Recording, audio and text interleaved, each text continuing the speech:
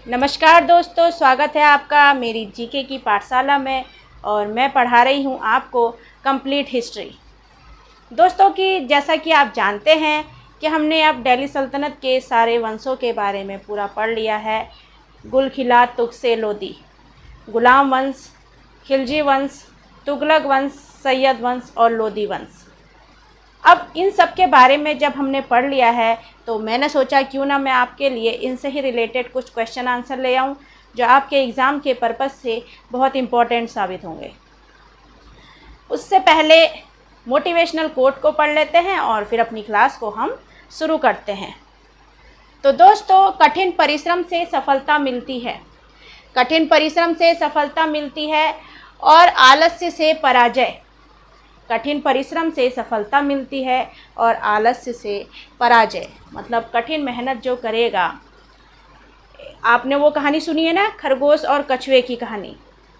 तो खरगोश को बहुत अहंकार होता है कि मैं तो बहुत तेज़ दौड़ सकता हूँ और ये कछुआ तो बहुत धीरे दौड़ता है, और क्यों ना इससे मैं रेस की एक प्रतियोगिता कर लूँ, है ना, कंपटीशन रख लूँ।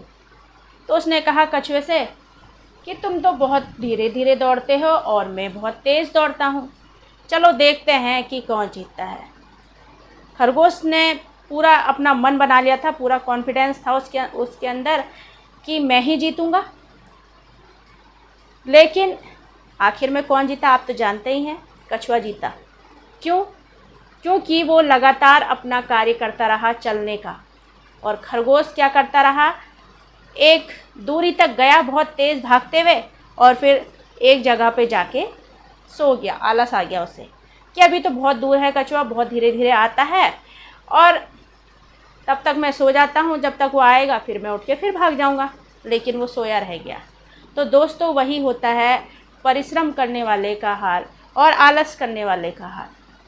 परिश्रम करने से क्या होता है दोस्तों, रोज़ हम थोड़ा थोड़ा मेहनत करेंगे, पढ़ाई करेंगे, परिश्रम करेंगे तो सक्सेस तो मिलेगी ही। और आलस करके सोए रहेंगे कि अभी सो जाते हैं, हमें तो बहुत याद है, सो जाते हैं, फिर पढ़ लेंगे। मगर आप दोस्तों ये नहीं सोचते हैं कि जिस टाइम आप ये सोच रहे हैं कि अभी थोड़ा हम सो जाते हैं, उस टाइम पे कोई और व्यक्ति जो बहुत परिश्रमी होता है वो अपने एग्ज़ाम की तैयारी कर रहा होता है, और वो ही व्यक्ति कहीं ना कहीं सक्सेस हो जाता है ना दोस्तों। इसलिए कहते हैं कि आलस्य से पराजय और अहंकार से कठिनाइयाँ, आलस्य से पराजय और अहंकार से कठिनाइयाँ आती ही हैं। जीवन में हर कार्य को करने के लिए परिश्रम चाहिए, और अगर हमें किसी मुकाम पर पहुंचना है तो हम अपने काम से आलस्य नहीं कर सकते, क्योंकि यही आलस्य हमारे जीवन का एक कठिन पड़ाव है। और कठिन कैसे है? क्योंकि सबको सुबह उठने में आलस आता है। और दोस्तों, जो सुबह पढ़ाई होती है, जो सुबह के टाइम पे याद होता है ना, वो किसी और टाइम पे याद नहीं हो पाता। मैंने ये चीज़ देखी है, नोटिस भी की है, और बहुत से लोग बोलते भी हैं, है ना। इसलिए सुबह का पढ़ावा कहते हैं, अगर तुम पूरी रात भर 2-3 घंटे पढ़ रहे हो और अगर तुमने सुबह पढ़ा है पूरे फ्रेश माइंड से, तो वो तुम्हें जल्दी याद होगा, है ना। इसलिए अपना तैयारी करिए बेहतर से बेहतर, और रोज़ थोड़ा थोड़ा परिश्रम करिए। ये नहीं कि एक बार में ही सारा पढ़ लिया, कल हमारा एग्ज़ाम है आज पढ़ लेंगे, 8, 10, 12 किताबें हैं और एक दिन में पढ़ लेंगे। हो सकता है? ऐसा नहीं हो सकता ना। तो थोड़ा थोड़ा आपने रोज़ पढ़ना है, ठीक है। अब बताइए कि गाजी मलिक जो है वो किस वंश के शासक को कहते थे। अब आपका टेस्ट शुरू हो गया है। तो तुगलक वंश को बोलते थे गाजी मलिक, ठीक है। दिल्ली सल्तनत में सबसे कम समय तक शासन करने वाला वंश है, कौन है? खिलजी वंश। और सबसे ज़्यादा समय तक कौन करता था? तुगलक वंश, है ना। दिल्ली सल्तनत में किस वंश के शासक ने बाजार में सुधार किए? देखा था ना आपने कि वो उसने रेट फिक्स कर दिए थे, और अगर ज़्यादा रेट पे कोई सामान बेचता था सुल्तान के हिसाब से, तो उस सुल्तान क्या करता था, उतना मांस काट लेता था। अगर वो ज़्यादा पैसों का या तो गमन करेगा या थोड़ा सा भी क्या करेगा, आपको बताया ना मैंने, वेट वेट रख देते थे, उसके नीचे से चिपका देते थे ना वो चुंबक सा, और उससे क्या करते थे, बेईमानी करते थे एक तरह से, है ना। तो वो अगर कोई किसी ने चीज़ करी तो गुप्तचर व्यवस्था तो कर ही रखी थी अच्छी, और ऐसा करा तो उतना मांस काट लिया जाता था। ऐसा था उस टाइम पे, स्ट्रिक्ट नियम बना रखे थे अलाउद्दीन खिलजी ने। दिल्ली सल्तनत में दीवाने कोही विभाग किस शासक ने बनाया और किस चीज़ के लिए बनाया? दीवाने कोही विभाग जो है दोस्तों, ये कृषि विभाग के लिए बनाया था, और इसका जो प्रमुख था वो था अमीर कोही, और मोहम्मद तुगलक ने ये विभाग बनाया था। ठीक है। हक ए सर्ब अथवा सिंचाई कर लगाने वाला दिल्ली सल्तनत का प्रथम सुल्तान कौन था? प्रथम सुल्तान था फिरोज शाह तुगलक। कौन था? फिरोज शाह तुगलक। हक ए सर्ब अथवा सिंचाई कर लगाने वाला दिल्ली सल्तनत का प्रथम सुल्तान फिरोज शाह तुगलक। दिल्ली सल्तनत के किस शासक ने तुर्क ए चहलगानी को समाप्त कर दिया? गयासुद्दीन बलबन ने। और शुरू किसने किया था इसे? 40 सरदारों का समूह था ये, तुर्क ए चहलगानी, है ना, और इसे शुरू करा था इल्तुतमिश ने। मोहम्मद बिन तुगलक ने दिल्ली से राजधानी कहाँ परिवर्तित कर दी थी? दौलताबाद। कहाँ कर दी थी? दौलताबाद कर दी थी। ठीक है। दिल्ली सल्तनत के किस सुल्तान ने सर्वप्रथम खलीफा से अपने शासन की मान्यता प्राप्त की? किससे प्राप्त की थी? खलीफा से प्राप्त की थी। किससे? खलीफा से प्राप्त की थी, और वो कौन था? इल्तुतमिश। क्योंकि कुतुबुद्दीन ऐबक जो है, उन्होंने तो सुल्तान की उपाधि नहीं ली, वो मोहम्मद गौरी का सिपह सलार ही बना रहना चाहता था, इसलिए उसने सुल्तान की उपाधि नहीं ली। लेकिन इल्तुतमिश ने खलीफा से अपने शासन, सुल्तान बनने की जो मान्यता है शासन करने के लिए, वो ली। क्योंकि गुलाम जो हैं उनका कोई रिस्पेक्ट नहीं था गुलामों का, इसलिए उसने कहा कि अगर मैं गुलाम ही रहूँगा तो मेरी कोई ज़्यादा रिस्पेक्ट नहीं करेगा, इससे अच्छा मुझे सुल्तान की उपाधि ले लेनी चाहिए। तो वही इसने करा, इल्तुतमिश ने। ठीक है। दिल्ली सल्तनत का शासक जिसे लाख बख्श भी कहा जाता है, मतलब लाखों का दान करता था ये, लाख बख्श, इसलिए उपाधि दी गई थी कुतुबुद्दीन ऐबक को, है ना। भारत में इक्ता व्यवस्था प्रारंभ की इल्तुतमिश ने। इक्ता व्यवस्था किसने प्रारंभ की? इल्तुतमिश ने। अलाई दरवाज़ा किस सुल्तान के द्वारा बनवाया गया? अलाउद्दीन खिलजी के द्वारा। किस सुल्तान के द्वारा? अलाउद्दीन खिलजी के द्वारा अलाई दरवाज़ा बनवाया गया। भारत का ऐसा मकबरा जो शुद्ध इस्लामी शैली में बना हो, वह था बलबन का मकबरा, जो शुद्ध इस्लामी शैली में बना था। दिल्ली सल्तनत में भू राजस्व के सर्वोच्च ग्रामीण अधिकारी कौन थे? सर्वोच्च ग्रामीण अधिकारी, तो वो थे दोस्तों मलिक।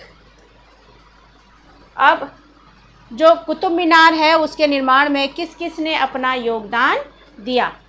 किस किस ने दिया था? कुतुबुद्दीन ऐबक, इल्तुतमिश, फिरोज शाह तुगलक, सिकंदर लोदी, शेर शाह सूरी। कुतुबुद्दीन ऐबक, इल्तुतमिश, फिरोज शाह तुगलक, शेर शाह सूरी, सिकंदर लोदी। आपको बताया था ना कैसे कैसे इन्होंने कुतुब मीनार का निर्माण जो है पूरा करवाया था। कुतुबुद्दीन ऐबक ने कुतुब मीनार की सिर्फ एक मंजिल बनाई थी, और बाकी मंजिलों का निर्माण इल्तुतमिश, फिरोज शाह तुगलक, सिकंदर लोदी, शेर शाह सूरी, इन सब ने बनवाया था, उसे पूरा करा था। ऐसा विभाग जो शाही महल और सुल्तान की व्यक्तिगत सेवाओं का प्रबंध करता था, और उसे क्या कहते थे? वकील ए दर। उस विभाग को कहते थे वकील ए दर। ठीक है। ऐसा शासक जो अमीर और उलेमाओं के हिसाब से कार्य नहीं करता था, अपने हिसाब से कार्य करता था, और वो था मोहम्मद बिन तुगलक। कौन था? मोहम्मद बिन तुगलक। 1194 में कौन सा युद्ध हुआ था? चंदावर का युद्ध हुआ था, और किस किस के बीच हुआ था? जयचंद और मोहम्मद गौरी के बीच हुआ था।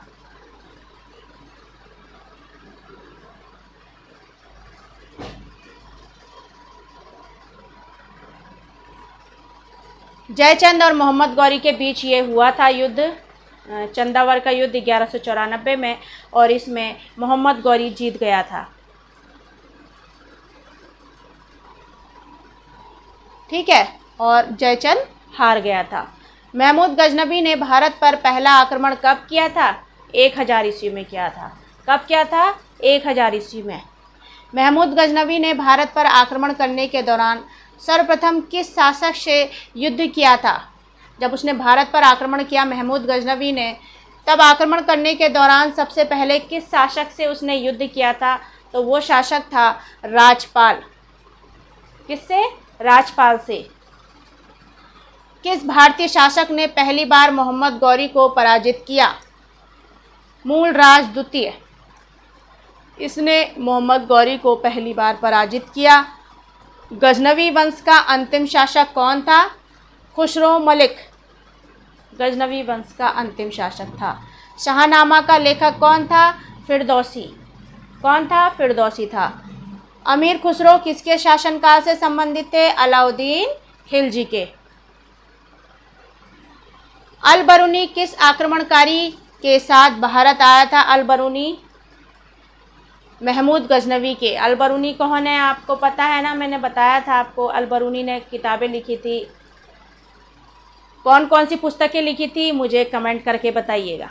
अल बरूनी ने। ठीक है, ये आपके लिए एक टेस्ट है और आप मुझे इसका आंसर बताएंगे कि अल बरूनी ने कुछ पुस्तकों को भी रचा था, और वो पुस्तकें कौन कौन सी थी, और उन पुस्तकों का मुझे नाम लिखकर आप कमेंट बॉक्स पे दे दीजिएगा, और तब मुझे पता चलेगा कि आप हाँ सीरियस होके पढ़ रहे हैं, और तब आपका क्या दूंगी मैं? नंबर दूंगी आपको। ठीक है, वो भी कैसे?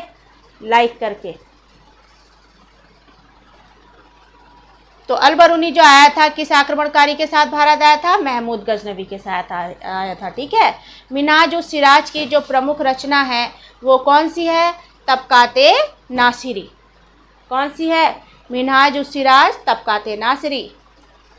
ऐसा विद्वान या लेखक जिनका जन्म भारतीय भूमि पर हुआ था वो था जियाउद्दीन बर्नी। ठीक है, ऐसा विद्वान जिसने मोहम्मद बिन तुगलक को दयालु, और दयालु तो नहीं कहा था, हाँ पहले दयालु कहा था और फिर बाद में रक्त पिपासु कहा था। मोहम्मद बिन तुगलक को दयालु कहा और फिर बाद में रक्त पिपासु कहा जियाउद्दीन बर्नी ने। ठीक है, मुगल काल का ऐतिहासिक साहित्य का स्रोत अकबरनामा किसकी रचना थी? अहमद अबुल फजल। किसकी रचना थी? अबुल फजल की रचना थी अकबरनामा। तो दोस्तों ये सारे क्वेश्चंस थे जो मैं आपके लिए लाई थी, जो दिल्ली सल्तनत से रिलेटेड थे, जिससे क्या होगा आपका बिल्कुल एक सारे वंशों का कंबाइंड एक शॉर्ट नोट हो गया है ना।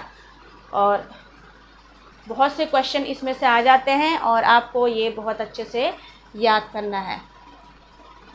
थोड़ा सा ये प्रॉब्लम हो जाती है दोस्तों, इसके लिए आप परेशान नहीं होइएगा, बस बहुत जल्दी ठीक हो जाता है। ठीक है, हो जाता है कभी ऐसा। सारे मैंने क्वेश्चंस आपको बता दिए हैं, एक बार आप खुद रिवीजन करिएगा।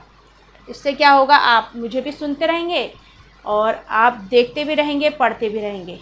ठीक है, और कम से कम समय में आप 25-30 क्वेश्चन ऐसे ही याद कर लेते हैं। और ये हैं कितने हैं? ये पूरे 23 क्वेश्चन है मेरे ख्याल से, है ना? 28 है, 28 क्वेश्चन है। तो दोस्तों ये 28 क्वेश्चन है, और अगर आप इन्हें पढ़ लेंगे तो कुछ ना कुछ तो आएगा ही, और बाकी आपने डिटेल से पढ़ाई है। तो मुझे कमेंट बॉक्स पे मैंने जो आंसर आपसे क्वेश्चन करा है उसका मुझे आंसर दीजिएगा, और कैसी लगी मेरी क्लास ये भी बताइएगा, और अपना ध्यान रखिएगा, खुश रहिएगा। Thank you.